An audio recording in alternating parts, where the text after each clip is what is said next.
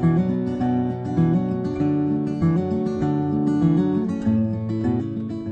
folks, welcome to the Prepared Homestead. This is Travis. Thank you all for stopping by to watch. So how prepared are you to deal with chaos and violence? Because, well, that's what's been happening in a lot of places. And even though it may not be happening where you're at, it may not be happening where I'm at, we are seeing over the past 12 to 18 months, and it's really started a few years back, a gradual uptick in violence. Obviously, the protests and the riots are part of what we're talking about. But there's other things, and we want to talk about that. And we want to talk about it from a preparedness standpoint because it's happening more and more, not just here in the United States, but all over. And I think it's something that we need to be preparing for, and we need to have a plan of how to interact out in public and how to be safe when we're out in public, because one of the things that we're seeing, especially recently, is that it's not just happening now in the big city, urban, downtown areas, which has been a thing that it's kind of always been that way. But it's now happening in smaller towns, mid-sized towns, more suburban communities, which is where a lot of you live. And occasionally, we've even seen these acts of violence happen in rural communities. So it's starting to kind of bleed out all over the United States, and you never know when it'll happen. So we want to talk a little bit about that today. Before I get started, you guys love it when I say that? You know what's coming next? Sometimes you might.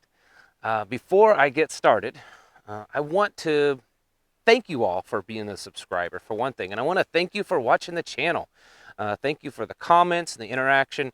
I enjoy it, and there's almost every day one of you at least, and usually more than one of you, brighten my day by just the comments that you say or the emails that you send me. For those of you that aren't subscribers, why don't you consider going ahead and clicking that subscribe button, and also thumbs upping, liking, whatever you want to call it, the video. It just keeps you a little bit more informed of what's going on the channel, and it helps spread the word and increase the showing of our videos, and we appreciate that. All right. Usually a lot of times when I talk about things, I have like a little video playing. I'll cut a little clip of a video.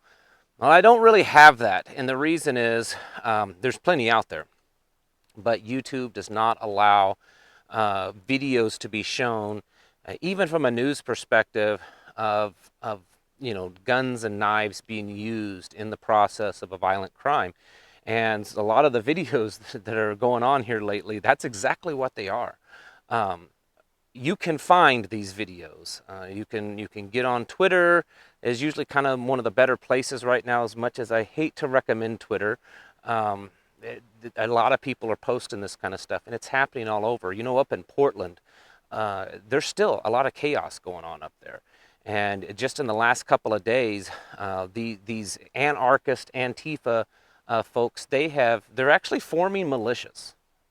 And think about that for a minute. For those of you that's kind of been in this world of prepping and survival and maybe patriotic militia and stuff for the last decade or two, militias have always kind of had a very a negative connotation. Most people think they're awful and that we should try to stop them. And the government has even bulldozed buildings and people in them and bombed them and stuff because they were associated with things like that.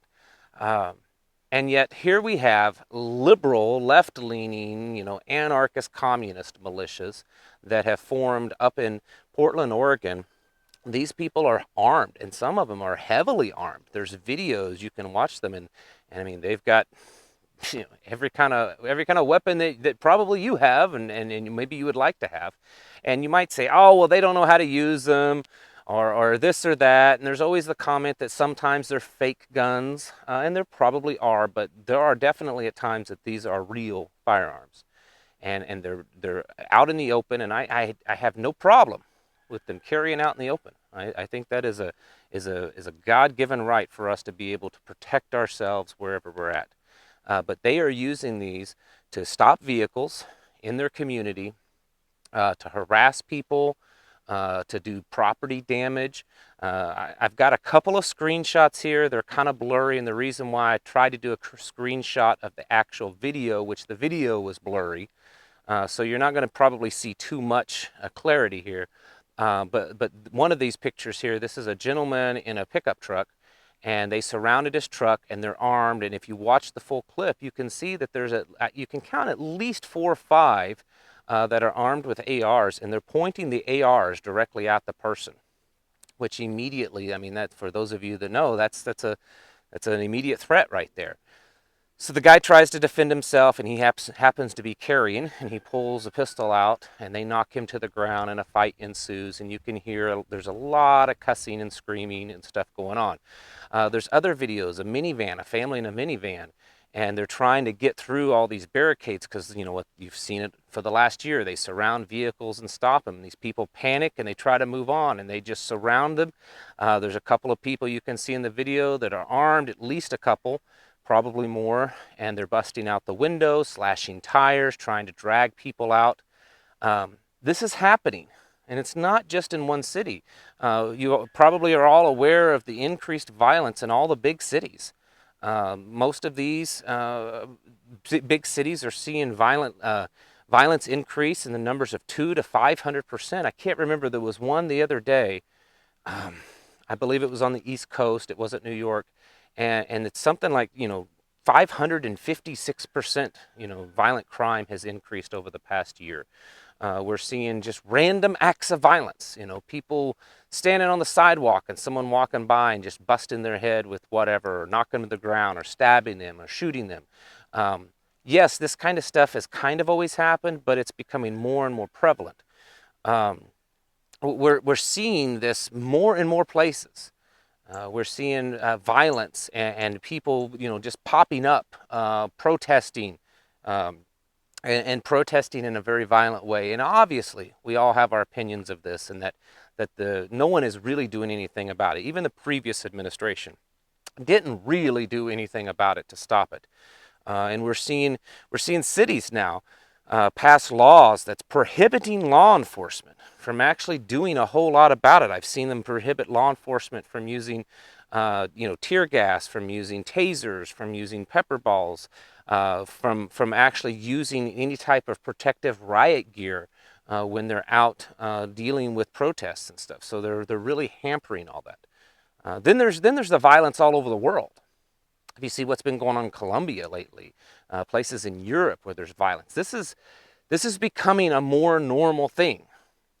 And so even if you live in an area where you're like, well, that doesn't happen here, kind of like where I'm at.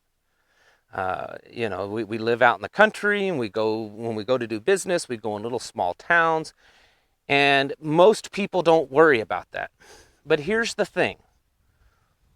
These people that are doing these violent acts, they travel around. We know that for a fact. In fact, last year, there's a little town about 45 minutes from where we live, and it's a tiny little town. It's just a little bump in the road. If you're driving through and you blink, you'll miss the town. And a group of BLM and Antifa people last year, in the height of all the riots, they decided to show up at that town because there was a case that was from years ago, and they decided to show up, and they had made threats to the sheriff's department that they were going to burn the courthouse down and all this kind of stuff. And the FBI had been notified, and that they were kind of involved.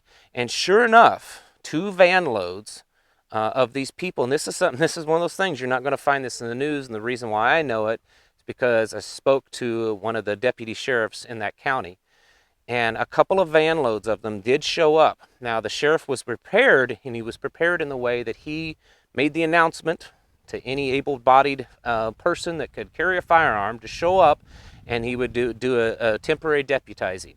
And that's exactly what he did. And there were several hundred men and women from the county showed up, and he literally deputized them at the courthouse steps. This was last year. And when those people showed up in their vans, they were 2 big van loads, they stopped them before they even got out of the vans. Some of them were arrested because they had paraphernalia and things on them, and the others that weren't arrested, they were told to get out and to get out now, and they did, and nothing happened. which that's exactly what should happen. The point of all what I'm saying is that they came out here in the middle of nowhere. And we're seeing that at times. We've seen this happen in very rural suburbs of Texas last year. They would show up. And in places in Kentucky and Virginia that you would never think that there would be this kind of anarchist violence. And they do show up. And even if it's not in groups, sometimes it's singular. So you cannot always just guarantee that because of where you live, you are safe and isolated from all this. There are now multiple states that you can do a constitutional carry. And nearly all the states, with the exception of a few, have pretty reasonable license to carry states. I still don't agree with license to carry because I don't believe that you can license a right or issue a permit for a right. But that's another subject. Guns is not something I talk about a lot. And it's not because I don't agree with them. I own them and I love them and I use them and I've used them for work and in the past, and I've had a lot of training in the past, so I know about them. The reason why I don't talk about guns a lot is because there's a billion channels on YouTube that talk about guns. But I will tell you this today. It is certainly to the point that I strongly advise you to own, train, and to carry a firearm with you. We are getting to those days that most of us never wanted to happen, never believed could happen, and even if we thought it could, we hoped it would never happen. That while I'm not going to say that all of the United States, that all of America is unsafe, that this violence that's happening is happening so much and it's becoming more and more random that you cannot guarantee anymore that where you're at is a safe place to live or where you're going. So even though when we go to town, and like I said, the places that we go, they're very rural, small little towns. The businesses, the grocery store that we go to. In fact, I guess one of my viewers saw us the other day at the little grocery store. It's just a small local grocery store. Most of the places we go are that way. I still carry. And I'm not carrying because I'm totally afraid. I'm not carrying because I live in fear. I'm not carrying because, I just feel that I can't protect myself and my family. I'm carrying because I know that there is violence out there. There are bad people out there. And it's becoming more and more prevalent. And watching these videos, for those of you that know the videos that I'm talking about, there's been many lately. And it's not always related to BLM or protests or anything like that. There's been lots of fights breaking out in like subways and airports and just random businesses. One on, I think, Chuck E. Cheese or something that was I think it hit the news recently. There's a lot of reasons why you could say this. People are cooped up. They've been cooped up for a while in these big cities. They're sick and tired of what's going on. They're buying too much of this garbage that the news and the politicians are putting out, that they're so oppressed or that it's awful and you should hate each other. And then you could also make a lot of cases for, possibly chemicals, in these people, that whether it's being sprayed or whatever. I know there's always someone that says that. You know what? I don't know. But I'm telling you, there's so much tension right now in the world amongst people. And some of it's rightly so, and some of it's just insanity. The point is that you need to start taking, if you haven't, and I know some of you have, but if you haven't, you need to start taking your own personal safety and security quite seriously. Be aware of when you're traveling, especially if you're in a city. And if you can see ahead, always try to look ahead, far enough ahead, not just at the end of your vehicle, not just at the vehicle in front of you. When you're doing defensive driving, it's different than just normal driving tactics. Normal driving tactics, you're driving by looking at the vehicle in front of you, kind of seeing where it's at. You need to be driving and looking further ahead, looking up at that next intersection, seeing if there's anything going on. Are there people standing around? Do you see what looks to be a protest? That might be something you would want to avoid. When you go into a business, immediately as soon as you walk in, start scanning the place that you're in. If you're going into Walmart or a grocery store or a gas station, convenience store, when you walk in, start scanning the area and looking for people that are suspicious. Looking for things that just don't fit, one of these things do not belong here, that kind of thing. That's something that everyone can do without very much training at all, or no training at all. Just be aware of what's going on. Anyone looks suspicious, anyone acting out of place, anyone that's doing the same thing. They're watching for people. They're kind of hiding their face. Their clothing is different. Maybe baggy, like they're trying to hide something. These are kind of things that you should be looking for. When you go into a place, always be aware of where the exits are.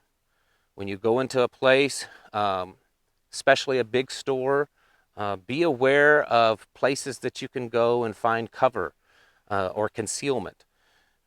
Places that you could get behind if there were, gunshots, started flying, bullets started flying everywhere. This is the kind of stuff that you really need to start taking seriously, because it's happening more and more, folks, and we cannot any longer say that, well, that's only happening in those certain select cities and I just avoid them, but out here where I'm at, I'm okay. This is bleeding more and more into the suburban areas and even into the rural areas. And this is part of preparedness. It's part of survival, of being aware of what's going on. And being very very aware of your surroundings, and it's something that a lot of people aren't aware of. A lot of you have had training in situational awareness, and some of you haven't. So it's something that you need to kind of train yourself on. You need to be training with your firearm. You need to be training not to just stand there and point at a piece of paper. You actually need to be training of how you're going to draw that firearm. And there's plenty of YouTube channels out there that offer some pretty good tips and examples of how to do that. One of my favorites is Warrior Poet Society. They offer a really great channel and have produced lots of excellent videos on different tactics, out in self-defense tactics. So I would recommend them. And there's many, many others. They're just the top one that probably pops to my mind. I know this is a little different video than lately, but seriously, when I today was thinking about videos, that was the first thing on my mind. There's been so much of it in the last few weeks. It just seems to be building and building and building.